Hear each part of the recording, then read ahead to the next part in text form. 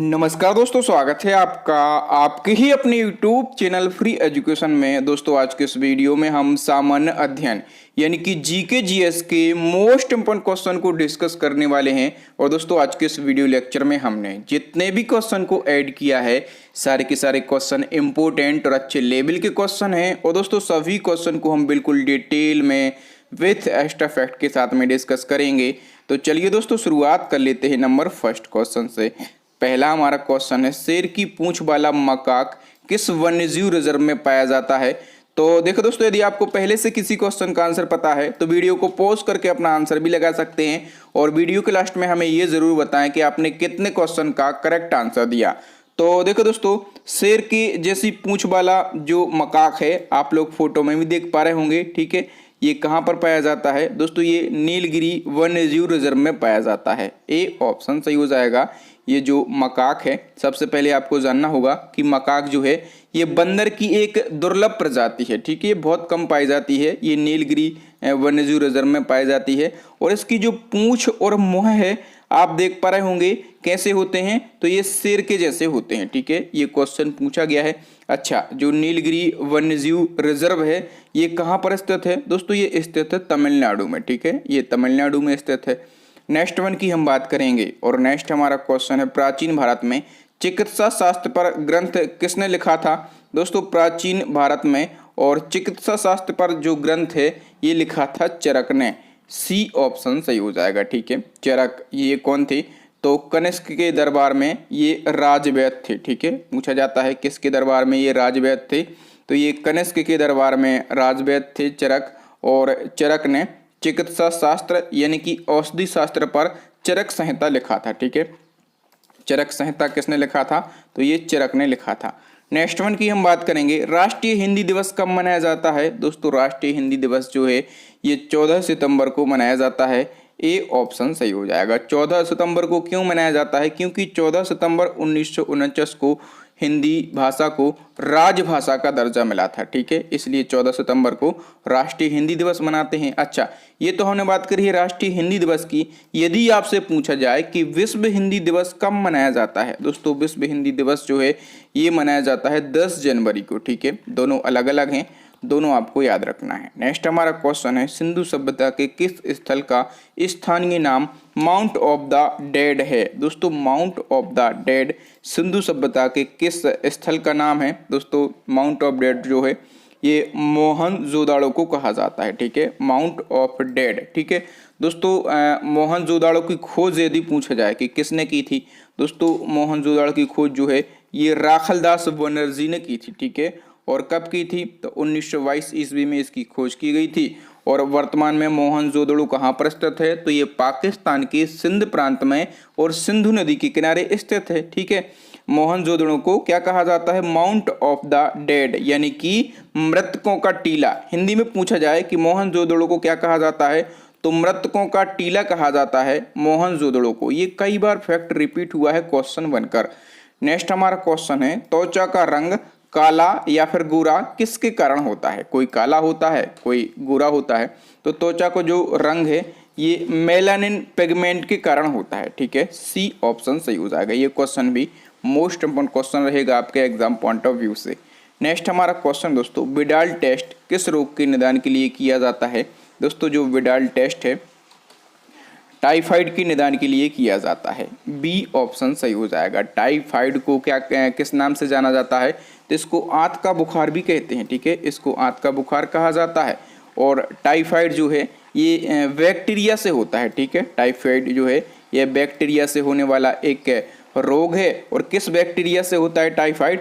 तो salmonella typhi नाम का एक बैक्टीरिया है, ठीक है, पूछा जाता है। तो इसी बैक्टीरिया के कारण टाइफाइड रोग होता है। नेक्स्ट हमारा क्वेश्चन है, भूपर पट्टी एवं मेटल को विभाजित करने वाली विभाजन रेखा को क्या कहा जाता है दोस्तों? भूपर पट्टी यानी कि क्रस्ट, ठीक है। और जो मेटल है इसको विभाजित करने वाली जो रेखा है इसको क्या कहा जाता है? इसको मोह असंबद्धता कहा जाता है।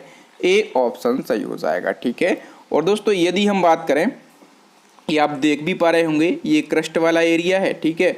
और ये मेटल वाला एरिया है और इसको विभाजित करने वाली ये जो रेखा है इसको कहा जाता है मोह असंबद्धता। इसी प्रकार यदि आपसे पूछा जाए कि गुटेनबर्ग असंबद्धता ये किस किस कौन कौन सी परत को विभाजित करती है, दोस्तों ये करती है मेटल को, ठीक है, और मेटल को और कोर को, ठीक है। ये वाला एरिया आप देख पा रहे होंगे कोर को, तो इसको क्या कहते हैं, इसको हम कहते हैं गुटेनबर्ग असंबद्धता, ठीक है। मैं यहाँ पर कलर अलग बना देता हूँ। ये क्या है, ये है गुटेनबर्ग, ठीक है, और ये क्या है, तो ये है मोह असंबद्धता, ठीक है। इसी प्रकार से एक और यहाँ पर आपको ऑप्शन दिख रहा होगा लेहमैन असंबद्धता। ये क्या है दोस्तों, ये आंतरिक कोर के भी दो पार्ट होते हैं। यहाँ पर मैं इसको इरेज कर देता हूँ। कोर के भी कितने पार्ट आप लोगों को दिख रहे होंगे, कोर के दो भाग आपको दिख रहे होंगे, एक ऊपरी कोर ये वाला और ये वाला निचली कोर, ठीक है। तो ऊपरी कोर और निचली कोर को विभाजन करने वाली जो रेखा है उसको लेहमैन असंबद्धता कहा जाता है, ठीक है। दोस्तों ये क्वेश्चन कई बार पूछे जाते हैं, ठीक है, तो सभी चीज़ों को आप याद रखेंगे। नेक्स्ट क्वेश्चन है भारत की सबसे लंबी नदी जिसका उद्गम और मुहाना दोनों भारतीय क्षेत्र में स्थित हैं। तो देखो दोस्तों, भारत की सबसे लंबी नदी तो पूछी गई है, लेकिन इन्होंने कंडीशन लगा दी क्वेश्चन में कि उस नदी का उद्गम और मुहाना दोनों भारतीय क्षेत्र में स्थित हों। दोस्तों भारत की सबसे लंबी नदी कौन सी है, गंगा है, ठीक है। लेकिन गंगा यहाँ पर हम आंसर नहीं लगाएंगे, क्यों, क्योंकि जो गंगा नदी है ये भारत में तो बहती है, लेकिन भारत के साथ साथ ये नेपाल और बांग्लादेश में भी बहती है, ठीक है। तो यहाँ पर कंडीशन लगी है कि इसका उद्गम और मुहाना दोनों भारतीय क्षेत्र में स्थित हों। तो दोस्तों जो गोदावरी नदी है, ठीक है, इसकी हम बात करें टोटल लंबाई की तो 1465 इसकी लंबाई है। इसका उद्गम कहाँ से होता है, तो त्रियंबक गांव महाराष्ट्र से इसका उद्गम होता है, ठीक है। और ये बंगाल की खाड़ी में जाकर मिल जाती है। ये भारत के अलावा अन्य किसी भी देश में प्रभावित नहीं होती। तो बी हमारा ऑप्शन सही हो जाएगा। नेक्स्ट हमारा क्वेश्चन है बराह मेहर कौन थे। दोस्तों बराह मेहर जो हैं ये कौन थे, तो ये प्रसिद्ध खगोलविद थे। डी ऑप्शन सही हो जाएगा, ठीक है। और खगोल शास्त्र पर इन्होंने प्रमुख दो ग्रंथों की रचना भी की है, ठीक है। बराह मेहर के दो ग्रंथ जो कि पूछे जाते हैं, एक है बृहत संहिता और दूसरा है पंच सिद्धांतिका, ठीक है। तो देखो दोस्तों जो बृहत संहिता है, यदि हम बात करें कि इसमें इन्होंने क्या बताया है, तो इन्होंने ग्रहों की गति, ठीक है, इन्होंने ग्रहों की गति बताई है, ग्रहण कैसे होते हैं, वर्षा आदि के बारे में लिखा है इसमें। और जो पंच सिद्धांतिका है इसमें क्या बताया गया है, तो इसमें ग्रहों और नक्षत्रों के समय और स्थिति का वर्णन किया गया है पंच सिद्धांतिका में। नेक्स्ट हमारा क्वेश्चन है सौर मंडल में किस उपग्रह में जीवन की संभावना विद्यमान है। ऐसा कौन सा उपग्रह है हमारे सौर मंडल में जिसमें कि जीवन की संभावना विद्यमान है। तो देखो दोस्तों वो उपग्रह कौन सा है, वो है यूरोपा उपग्रह, ठीक है। और यूरोपा उपग्रह आपसे पूछा जाए कि ये किस ग्रह का उपग्रह है, दोस्तों ये बृहस्पति का उपग्रह है, ठीक है। और यूरोपा उपग्रह में ऐसे गुण पाए गए हैं जिसमें कि जीवन की संभावना विद्यमान है। और अभी तक खोजे गए उपग्रहों में से एकमात्र ऐसा उपग्रह है यूरोपा जिसमें कि जीवन की संभावना विद्यमान है। नेक्स्ट हमारा क्वेश्चन है प्रसिद्ध पुस्तक पुराने पन्नों का एक समूह है यानी कि आ बंच ऑफ ओल्ड लेटर के लेखक कौन है। दोस्तों पुराने पन्नों का समूह नामक जो बुक है, इस बुक के राइटर हैं हमारे देश के पहले प्रधानमंत्री पंडित जवाहरलाल नेहरू। बी ऑप्शन सही हो जाएगा, ठीक है। और जो JL नेहरू साहब हैं इनका जन्म 14 नवंबर को हुआ था, ठीक है। और 14 नवंबर को हम क्या मनाते हैं, तो बाल दिवस के रूप में हम 14 नवंबर को मनाते हैं, ठीक है। और इनका निक नाम क्या है, तो इनको बच्चे प्रेम से चाचा नेहरू के नाम से जानते थे। नेक्स्ट हमारा क्वेश्चन है राखलदास बनर्जी ने किस स्थल की खोज की थी। अभी मैंने आपको बताया है राखलदास बनर्जी ने मोहनजोदड़ो की खोज की थी। और मोहनजोदड़ो की खोज कब की गई थी, तो 1922 में मोहनजोदड़ो की खोज की गई थी। नेक्स्ट हमारा क्वेश्चन है काफ़ी अच्छा क्वेश्चन है कि इनमें से अधिवर्ष यानी कि लीप ईयर का जनक किसे माना जाता है। ये क्वेश्चन मोस्ट इंपॉर्टेंट क्वेश्चन है दोस्तों। लीप ईयर के फादर जो हैं ये कौन कहे जाते हैं, दोस्तों जूलियस सीजर कहे जाते हैं। ए ऑप्शन सही हो जाएगा दोस्तों। 46 ईसा पूर्व जूलियस सीजर द्वारा लाए गए कैलेंडर में लीप वर्ष की व्यवस्था करी गई थी और इनको ही लीप वर्ष यानी कि अधिवर्ष का जनक कहा जाता है। नेक्स्ट हमारा क्वेश्चन है भारतीय सिविल सेवा में शामिल होने वाले पहले भारतीय कौन थे दोस्तों? भारतीय सिविल सेवा में शामिल होने वाले पहले भारतीय थे सत्येंद्र नाथ टैगोर। बी ऑप्शन सही हो जाएगा, ठीक है। और दोस्तों इनका सिलेक्शन कब हुआ था भारतीय सिविल सेवा में? तो जून 1863 में इनका सिलेक्शन हुआ था और फिर नवंबर 1864 में इन्होंने ट्रेनिंग पूरी करी और इन्होंने जो है कलेक्टर के पद पर इनको नियुक्त किया गया था। तो इनको कलेक्टर के पद पर कहाँ पर नियुक्त किया गया था? तो इनको सतारा महाराष्ट्र में कलेक्टर के पद पर नियुक्ति दी गई थी। कब नियुक्ति दी गई थी इनको? तो नवंबर 1864 में इनको नियुक्ति दी गई थी, ठीक है। और देखिए दोस्तों, जो सत्येंद्र नाथ टैगोर हैं ये हैं कौन? दोस्तों रविन्द्रनाथ टैगोर के बड़े भाई हैं सत्येंद्र नाथ टैगोर। नेक्स्ट हमारा क्वेश्चन दोस्तों, भारत में न्यूनतम मजदूरी अधिनियम कब लागू किया गया था? दोस्तों भारत में न्यूनतम मजदूरी अधिनियम जो है ये लागू किया गया था 1948 में। ए ऑप्शन सही हो जाएगा। न्यूनतम मजदूरी अधिनियम दोस्तों भारत की संसद द्वारा पारित एक श्रम कानून है जो कि कुशल और अकुशल श्रमिकों को दी जाने वाली मजदूरी का निर्धारण करता है, ठीक है। और ये 1948 में लागू किया गया था। नेक्स्ट हमारा क्वेश्चन है, पंचवर्षीय योजना प्रारंभ करने के लिए किसकी स्वीकृति आवश्यक होती है? पंचवर्षीय योजना यदि प्रारंभ करना है तो उसके लिए स्वीकृति आवश्यक होती है राष्ट्रीय विकास परिषद की, ठीक है। और राष्ट्रीय विकास परिषद के अनुमोदन के बाद में ही जो पंचवर्षीय योजनाएं हैं ये क्या होती हैं? क्रियान्वित होती हैं, ठीक है। और राष्ट्रीय विकास परिषद की यदि स्थापना पूछी जाए तो 6 अगस्त 1952 को राष्ट्रीय विकास परिषद की स्थापना की गई थी। और राष्ट्रीय विकास परिषद के जो चेयरमैन हैं ये अध्यक्ष हैं वो कौन होते हैं? तो हमारे जो तत्कालीन पीएम होते हैं वही राष्ट्रीय विकास परिषद के अध्यक्ष होते हैं। नेक्स्ट हमारा क्वेश्चन है, किसान क्रेडिट कार्ड योजना किस वर्ष शुरू की गई? दोस्तों किसान क्रेडिट कार्ड योजना, इसको शॉर्ट में केसीसी कहा जाता है। और दोस्तों ये जो योजना है ये शुरू की गई थी 1998 में, ठीक है। इसमें किसानों को आसानी से और कम ब्याज पर लोन मिल जाता है। नेक्स्ट हमारा क्वेश्चन है, भोपाल गैस त्रासदी किस वर्ष हुई थी? बिल्कुल सरल और इम्पोर्टेंट क्वेश्चन है दोस्तों। भोपाल गैस त्रासदी जो है ये 1984 को हुई थी, ठीक है। 2-3 दिसंबर की रात और 3 दिसंबर का दिन, ठीक है। 1984 को भोपाल गैस त्रासदी हुई थी और एक यूनियन कार्बाइड नामक कंपनी थी, ठीक है। और इस कंपनी से एक गैस का रिसाव हुआ था, ठीक है। कौन सी गैस थी? तो मिथाइल आइसोसाइनाइड नामक गैस का रिसाव हुआ था और इसमें ये जहरीली गैस थी और इससे सरकारी आंकड़ों के मुताबिक लगभग 15,000 लोगों की जान चली गई थी और कुछ लोग जो हैं ये शारीरिक अपंग हो गए थे। सरकार ने कहा था कि 15,000 लोग मारे गए हैं, ठीक है। और ये सरकारी आंकड़े हैं। जब भी अभी आप लोगों ने देखा होगा कोविड में जब 100 लोग मर रहे थे तो सरकार ये कह रही थी कि नहीं 100 नहीं केवल 10 मरे हैं, ठीक है। 10 और 5 बताती थी सरकार इन आंकड़ों को। तो यहाँ पर सरकार ने 15,000 आंकड़े बताए थे भोपाल गैस त्रासदी जब हुई थी, ठीक है। और भोपाल गैस त्रासदी में जो गैस रिसी थी वो थी मिथाइल आइसोसाइनाइड, इसको MIC कहा जाता है शॉर्ट में। और मिथाइल आइसोसाइनाइड का फॉर्मूला जो है ये कई बार एग्जाम में पूछा जाता है। तो C2H3NO जो है ये MIC यानी कि मिथाइल आइसोसाइनाइड का फॉर्मूला होता है। तो सारी चीज़ें आपको याद रखना है। नेक्स्ट हमारा क्वेश्चन है, प्रसिद्ध पुस्तक हाफ गर्लफ्रेंड के लेखक कौन है? दोस्तों ये जो बुक है हाफ गर्लफ्रेंड, ठीक है, ये भी कई बार रिपीट हुआ है क्वेश्चन। इसके राइटर कौन है? चेतन भगत, ठीक है। और नंबर बी पे क्या लिखा है? कुशवंत सिंह। तो इनकी एक बुक है एग्जाम में जो कि पूछी जाती है, ट्रेन टू पाकिस्तान, ठीक है। तो ट्रेन टू पाकिस्तान नामक यदि आपसे पूछा जाए पुस्तक किसने लिखी, आप कहेंगे कुशवंत सिंह ने। और महात्मा गांधी इनकी एक बुक है माई एक्सपेरिमेंट विथ ट्रुथ, ठीक है। और जवाहरलाल नेहरू की एक बुक है डिस्कवरी ऑफ इंडिया। तो सारी चीज़ें आपको याद रखना है।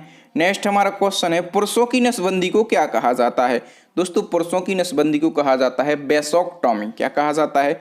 बेसोक्टॉमी कहा जाता है पुरुषों की नसबंदी को। और टीबोक्टॉमी जो है ये किसको कहा जाता है? महिलाओं की नसबंदी को कहा जाता है टीबोक्टॉमी, ठीक है, महिलाओं की नसबंदी को। और यहाँ पर नंबर सी पे लिखा है डेमोग्राफी। तो डेमोग्राफी ये है क्या दोस्तों? जनसंख्या के अध्ययन को, ठीक है, जनसंख्या के अध्ययन को डेमोग्राफी कहा जाता है। दोस्तों मैं जितने भी ऑप्शन लिखे हैं सभी को हम इसलिए पढ़ लेते हैं ताकि पता नहीं कहाँ से क्वेश्चन आपके एग्जाम में बन जाए, ठीक है। और दोस्तों मैं आपको बता दूं कि यदि आपको डिटेल में जीके और करंट अफेयर्स पढ़ना है तो बहुत ही जल्दी हमारी करंट अफेयर्स की ई बुक तो लॉन्च है ही, ठीक है। तो करंट अफेयर्स यदि आपको डिटेल में पढ़ना है तो हमारी ई बुक को आप डाउनलोड कर सकते हैं और 2-3 दिन में आपको जीके की भी ई बुक मिल जाएगी, डिटेल जीके की, ठीक है। तो वो भी आप डाउनलोड करके पढ़ सकते हैं। नेक्स्ट हमारा क्वेश्चन है, उत्तर प्रदेश के बाद कहाँ पर लोकसभा की सीटें सबसे ज़्यादा हैं। दोस्तों लोकसभा की सबसे ज़्यादा सीटें कहाँ पर हैं? उत्तर प्रदेश में, ठीक है। और उत्तर प्रदेश में लोकसभा की सीटें कितनी हैं? 80 हैं, ठीक है। और इसके बाद सबसे ज़्यादा सीटें कहाँ हैं? महाराष्ट्र में। और महाराष्ट्र में लोकसभा की सीटें हैं कितनी? तो 48 हैं, ठीक है। नेक्स्ट हमारा क्वेश्चन है, किस नदी में लाल रंग का पानी बहता है? दोस्तों लाल रंग का पानी किस नदी में बहता है? दोस्तों केनोक्रस्टल्स नदी है, ठीक है। और इस नदी में लाल रंग का पानी बहता है। डिटेल की यदि हम बात करें दोस्तों, केनोक्रस्टल्स नदी जो है ये कोलंबिया देश में बहती है, ठीक है। और इसका पानी लाल होता है, ठीक है। कई रंगों का होता है, लाल तो होता है, रंगीन होता है यहाँ का पानी, ठीक है। यहाँ के स्थानीय लोग इस नदी को 5 रंगों की नदी या फिर तरल इंद्रधनुष के नाम से पुकारते हैं। और दोस्तों इस नदी का पानी जो है ये लाल या फिर रंगीन नहीं होता, बल्कि यहाँ पर एक खास किस्म का पौधा होता है और इसी की उपस्थिति के कारण ये जो पानी का रंग है ये लाल या फिर रंगीन प्रतीत होता है। पौधा कौन सा है, उस पौधे का नाम क्या है?